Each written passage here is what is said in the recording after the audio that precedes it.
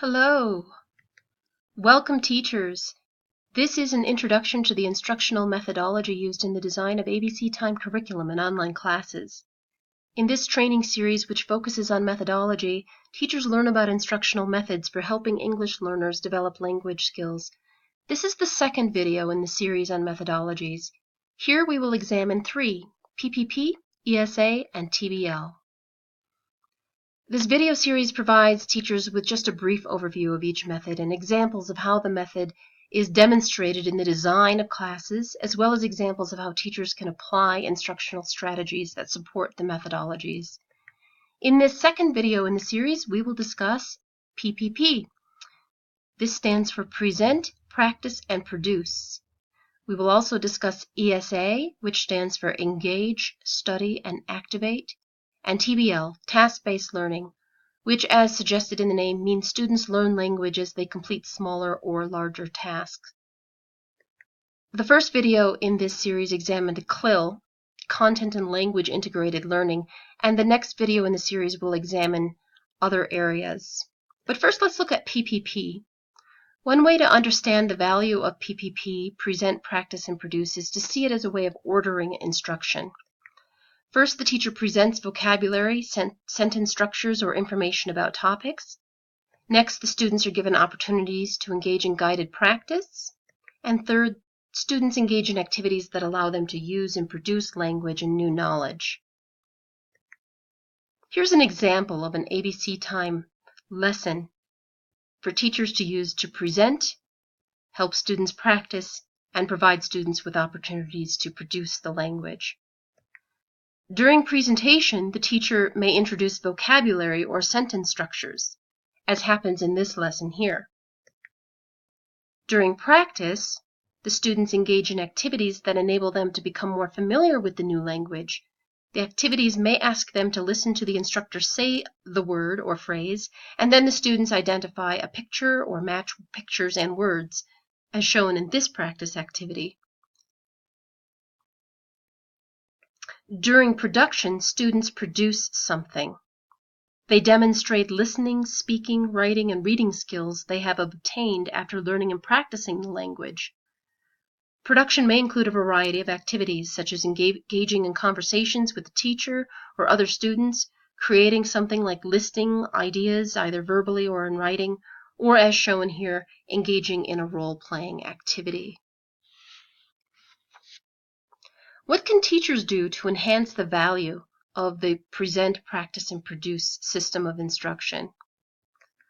One resource discussing PPP shows it as a triangle to emphasize change from the teacher speaking the most during presentation, as indicated in the upper part of the triangle, to the teacher offering guidance during practice, but also providing plenty of opportunity for students to engage in speaking, as shown in the middle part of the triangle, to then the students doing most of the talking to produce the language, with the teacher only speaking when necessary, as depicted in the lower part of the triangle. This emphasizes one of the goals of PPP, to reduce teacher talk time and increase student talk time. One way to reduce teacher talk time and avoid unnecessary language when giving directions, for example, is to simply demonstrate how to do it. The teacher can reduce and simplify language used while demonstrating how to do something. For example, with this lesson, the teacher could say, "Find the words, watch TV, click and move the words to the picture." As the teacher is saying this, the teacher can perform the action of moving the words to the pictures to show the students what to do. If there are several steps to an activity, it is often best to break up the instructions into separate steps. The teacher can demonstrate a step, stating it out loud in simple language, ask students to perform the step, and then demonstrate the next step and ask students to perform it. Once students understand all the steps, they can continue with the activity, completing all steps on their own. These are some ways teachers can support the PPP model.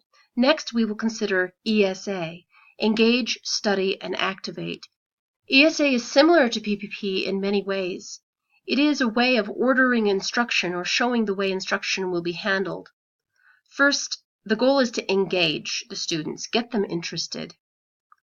Next, students need to study the topic, learn it, and practice it. And third, the students activate their learning by continuing to practice and engage in activities that help them to use and remember the language. Do you see overlapping patterns with PPP? Notice how some presenting may occur during warm-up in the engage phase, and presentation or presenting also occurs during the study phase as the teacher introduces the new language to the students. Practice occurs during the study phase as well, so students can build their skills and abilities, but practice activities also help students to activate learning. Students continue to activate their new knowledge and skills during the produce stage of PPP.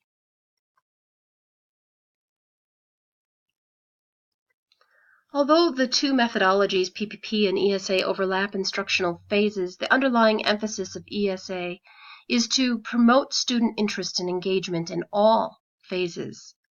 ABC Time curriculum promotes this by providing activities that are designed to be interesting and help students stay focused on learning. Warm-up activities, which may include watching and discussing a video that introduces a topic, or listening to an audio file, discussing an interesting picture, or engaging in some kind of introductory activity, like this one for more advanced students. The complete lesson for this warm-up teaches a science topic on being clean and healthy. Before introducing new vocabulary like bacteria and germs, the teacher does a warm-up activity, like this one, and students are asked to match pictures of dirty things or people to the word dirty, and pictures of clean things or people to the word clean. To engage students further, the teacher can ask questions to get students' opinions, like, do you like being dirty? Or when you get dirty, what do you do to clean up? Teachers can promote the underlying principles of the ESA model by considering ways to keep students' attention and interest. For example, teachers can give students trophies throughout the class to reward good work and effort. At the end of class, teachers can promote students' good work and effort by displaying students' screens on podiums to show how well students did and to assign medals for good participation, speaking, listening, and other performance. Throughout the class, teachers should plan lesson activities to help students stay engaged. For example, while one student is doing something on the class page or the board, other students may be asked to write on paper or perform actions, so all students have something to do while the one completes something on the class page.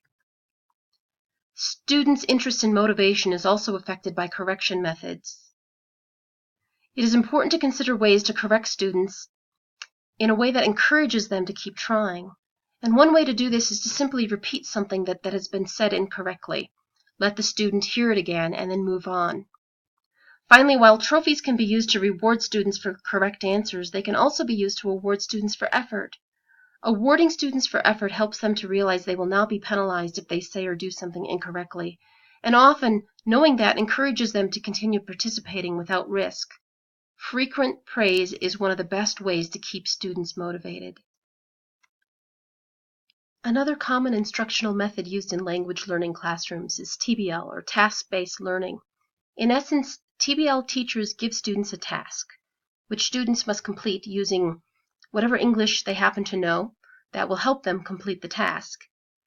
TBL processes can occur in many ways, but there's a very basic outline of the model here. It typically follows free task activities, such as presenting what the students will do, task activities, so the students can begin to perform the task, and then review and presentation of what the students did.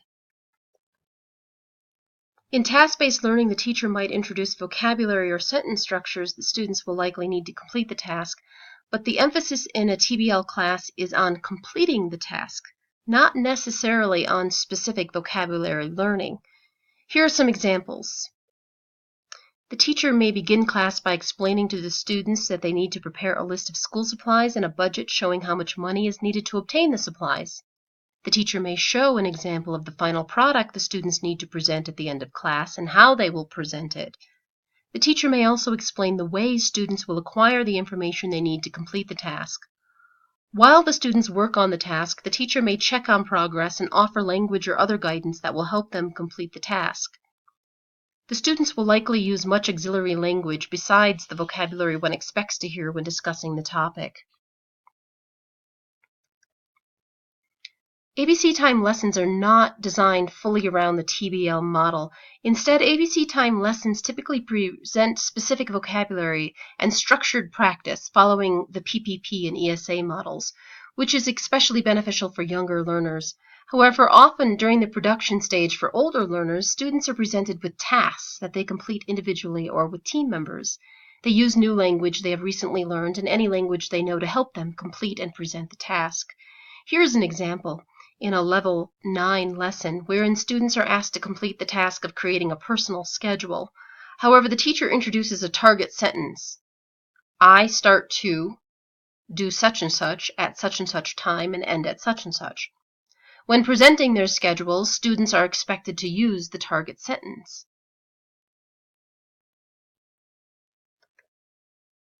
However, teachers can add extension questions onto the discussion about the task and encourage students to produce both the target language and additional language they may know to explain or present more of their own thoughts. This encourages students to engage in more natural back and forth conversation about topics. So notice first the students share the information using the target sentence, and then auxiliary questions are asked, such as, how long do you play basketball? Or what books do you read? Again, this encourages conversation in a natural way. Well, this ends our second video in the series on methodology that is used in the preparation of ABC time curriculum. Once again, you're encouraged to research the methods discussed. Here are some links that may be useful to you as you do that. Thanks again for your attention. Happy teaching!